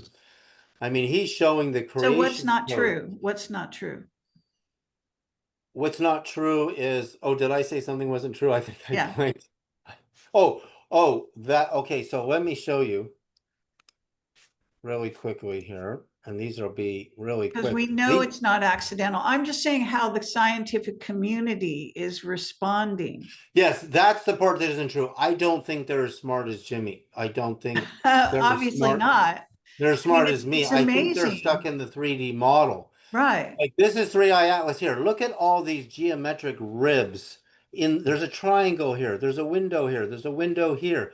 This right. is from the Hubble. Just came out on these images were released on July 19th, which is helical Sirius rising, perfectly timed within Mary Magdalene's feast day, one and the same as the goddess Isis. Look at the geometric structure in this. The polygonal. I mean, again, it's a little bit blurry, of Right. course, but these look at there's real structure here. I mean, the images That's of very Oumuamua look interesting. nothing like Right, that. And I'll show right. you another one where all I'm doing is adding a tiny bit of contrast. You can see your polygonal structuring in this one really well. These just came out on the 19th of July and also the 21st of July, which is right in the window of Mary Magdalene's feast day. Look at these angles in the field structure, and there's real geometry in there. In Yeah. fact, that is not just a plasma smooth And let me cometary. say that NASA or whatever, never straight answer. They probably have pictures that are way clearer than Oh that. yeah. Oh yeah. Okay. So they already know the structure of this craft, right? Which again, it looks like an octahedron or whatever. Yep, it does. It does. It looks like and I'm seeing a lot of structure in there. I mean, I have good eyes for looking at an image photographically, and that's not accidental. That's not Right. from a lens flare or anything that I'm Nothing just is focal. accidental. Yeah, those focal lengths are so long on the lenses on the Hubble. You're not looking at lens flares at all. You're so far in there. That's real structure. And I'm really surprised that we're not. I'm just gonna leave for a second because I got to take my daughter inside. Okay, that's do okay. it. I do want to say that we're gonna have to kind of close this down, so I want to make Oh, sure we get everything that okay, one second. you wanted to say, Jimmy. And I know that you have a lot more slides. Maybe we can revisit this along with the two of you, sometime next week or something, if you like, or whenever is convenient. If you didn't get as far as you need to, because I'm just looking at the time here, and Yeah, already over 2 hours. Yeah, it's been a probably the while. time to close. Yeah, So so we don't want to make it too yeah, long. yeah, for sure. No, for sure. Yeah, no, this we just scratched the surface. Yeah, Yeah. it's Oh, fine. no. And it's fine. It's good, but I think it was a good introduction to show what the game is. I think it's very clear, and the evidence are so overwhelming. When we Right. look at reality with these eyes, with these Yeah. concepts in mind, everything becomes clear and simple. And I think it's just their technology. That's what they use to communicate. That's what they use to travel, and that's what's encoded in ancient sacred sites. We know these sites had communications with other dimensions and consciousness too, and that's the beauty of it. Is also all this connects to black hole singularities and consciousness, right? That's the mathematics of consciousness essentially, and that's the beauty of it. And that to me, I'm just in awe So to do this. David, we were just talking about maybe revisiting this, because we do have to close this down, but Jimmy didn't get up to all his slides, and he has a lot more. And then you may also have more about, 3i Atlas.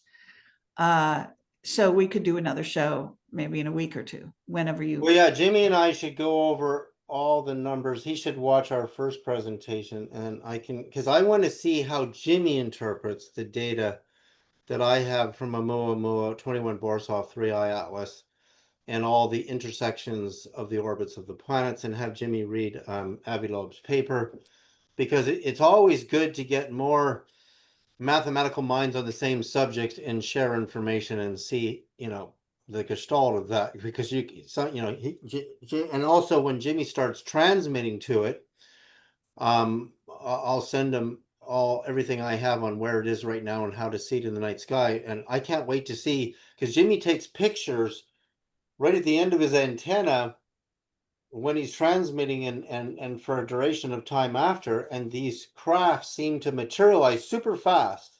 They pop in and pop out in these triangular and other formations. So there's a lot that could happen when we start transmitting to this. And again, it's so close right now at the speed of light.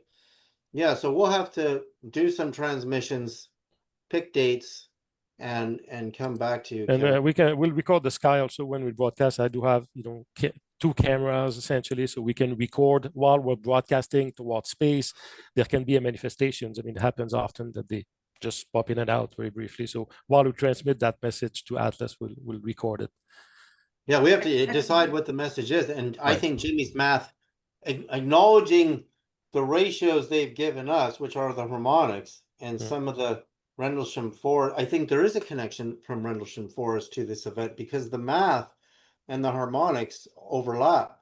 So, and Jimmy can Well, also that would send a be pictogram amazing. image. Remember, Jimmy? You can send an Yeah. actual pictogram Yes. image, Right. Yeah. We'll send which something is, intelligent. Often when I broadcast, or actually my own slides, when I discover something or have new inspiration, I put the slides and I rebroadcast that slides towards space. And I do have many recordings of manifestations during this broadcast. we have no evidence that NASA or any classical astronomers are sending it messages yet. Jimmy will be the first one in the world to Okay, send. well, I'm not sure we could decipher that, but one last thing that Yeah, I we would can't ask decipher both that. of you, are you aware of, Tesla said one time that the most important thing was to have I don't know what he called it, but a radio or something to the stars. He said that we needed to be in contact with the stars. Do you recall? Well, yeah, Tesla has a patent where he demonstrated a speed of light that was 1 to the golden ratio. It was actually 1 to 1.57. So it was just under 1 to 1.618. multiple of the speed of light. And when he was doing experiments in Colorado Springs with this radio phenomenon, he believed he was getting messages.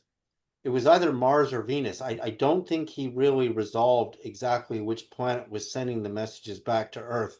And again, it was in a manner that is similar to what these radios do when Jimmy sends out a transmission, and it's only a matter of minutes and they start chirping like birds. Your radio literally sounds like birds chirping.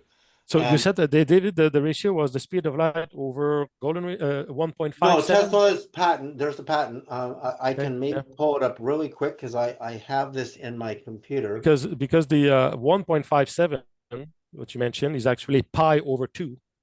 Pi divided by Oh, 2 is exactly what, and that pi is a symbol for portal, right? When you see these megalithic here it is. structure in the world, right? You get this pi structure. This is what we see in Stonehenge, right? It's all pi.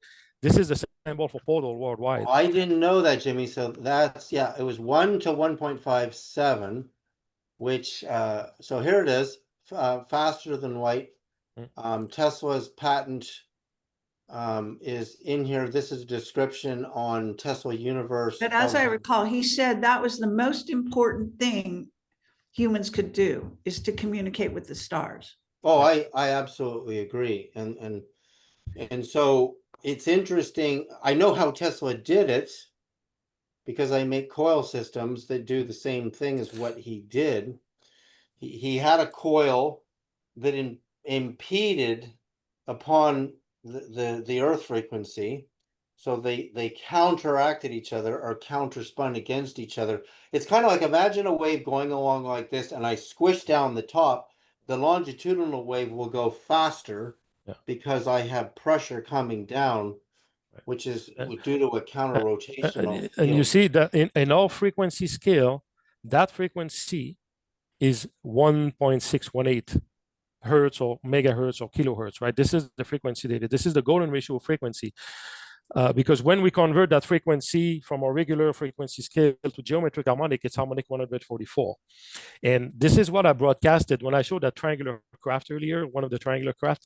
I was broadcasting that frequency, that tone, 161.8 hertz, or the golden ratio frequency, and that craft popped in and out during the broadcast. This is the video I have in a picture I showed. So I think this is how we can communicate. These are harmonic frequencies essentially that allows us to communicate using scalar wave and transversal waves. Oh, here it is. It's exact. So Tesla's transmission Mhm. went 292 830 292,830 miles per second. So if you take on my calculator, one, because he's doing in miles, That's in miles. 186 186 282, which is not exact, divide so it's 292 sorry, I gotta just calculate what the ratio is exactly so Jimmy can tell us.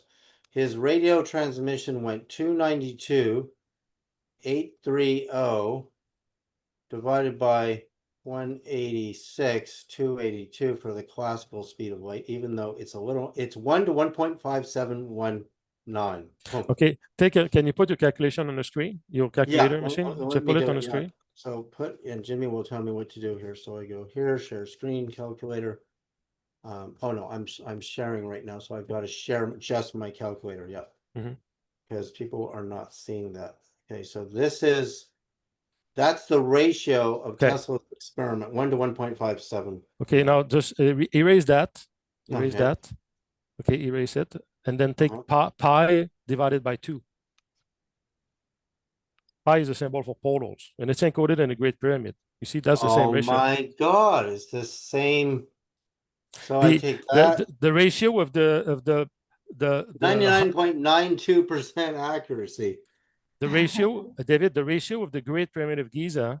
It's going to take a second. Let me share my screen briefly, and then we'll go because I Okay, know it's been long. let me Okay, stop so share. yeah, Oh, that's incredible. let me show you something because Well, that ratio was encoded in the wouldn't Great Pyramid Tesla of Giza. know that? Tesla would know that, right? Yeah, that ratio is recorded in the brain. It was a study done at Johns Hopkins. So they measure from the bridge of the nose to the soft spot on the top of the head to the back of the neck was 1 to 1.57 also. So check this out. Mhm. Okay, look at here on the right side of the screen. You take the base of the Great Pyramid of Giza divided by the height, you get exactly 1.573 or pi over 2. This is exactly encoded in the Great Pyramid of Giza. The same thing. The So same there thing. you go, Jamie. Tesla's experiment proves exactly what your hypothesis is, that these harmonics are actual functions of what Tesla demonstrated was faster than light radio. And in the patent, he describes how he did it, which I do with my cube systems, which are counter-rotational coil systems on my website. And so once you know how it works, you know how to rebuild it, Yeah. and you know how it's done. And you see So the fact that it's encoded in the very physical dimension, the most important monument on planet Earth, the height over the base gives you that ratio. There's something extremely meaningful about this yeah, I technologically. want to show you the John Hopkins study right now, really quick. John Hopkins human head. They actually studied all the mammalia golden ratio. I mean, I have it in my bookmark somewhere. Here it is. It's right here. So this is John Hopkins. Let me just share a screen really quick and I'll show you the study because it's the same number Jimmy's talking about, which is in the pyramid. And in this study, golden ratio observed in human skulls, let me show you the actual diagram. Well, this is an article that talks about the study. This isn't the actual study, but I actually have the actual study because they compared monkeys, lions, all sorts, and dolphins, all sorts of earth-based living creature skulls. I mean, they could have done more. The human skull was closer to 1 to 1.618 than all the other mammalia species they tested. So that means our brains are structured, our skull brains are structured in a harmonic, and not every human skull is the same. There's a range that they found, so we're all slightly different. In fact, you can even measure yourself with a millimeter measuring tape. You find that, so, when you look at I have a picture of my wife holding my first daughter. It's a really beautiful photograph, and you can see the hair in the child on the head is a Fibonacci spiral, right? So there you go. I mean, Jimmy's actually just decoded much better than what I had figured out about Tesla's faster than light radio experiment. It's a function of pi and also the Great Pyramid. But again, the reason he said that is because there's a message. There's what we have to discover, like Jimmy was saying at the beginning of this show. He's talking about the fact that, in a sense, we want to break through the matrix. You want to break the matrix, you have to understand how it's constructed. And that's Yes. what we're talking about. Yeah. Exactly. Exactly. And I think we should wrap this up now. Yeah, we're right at the It's a good time. Or we don't go on another tangent and so on and so forth. But thank you guys. Great All right. work. Lots of fun, lots of fascinating correlations, and lovely work, Jimmy, with regard to Rendlesham also. And I think there's some more that we're going to hear from you. So let's reschedule, Yep. do another show as soon as you guys are ready. Yeah, and I'll send you a bunch of emails tomorrow, Jimmy. I won't be able to do it tonight because I got to Sounds put my good. daughter to sleep. We're gonna have But some fun. I'm Okay. so glad to Thank do you. this show with you and reconnect Yeah. with you, Jimmy. Thank you, Carrie, so much. I love where Carrie's mind goes and takes us in a Yeah, whole thank new you, way Kerry. of It was thinking of great. things. It was a lot of fun. All right, have a great night Do it and next time. All thank you, right. Take Carrie. care. All right. Bye-bye.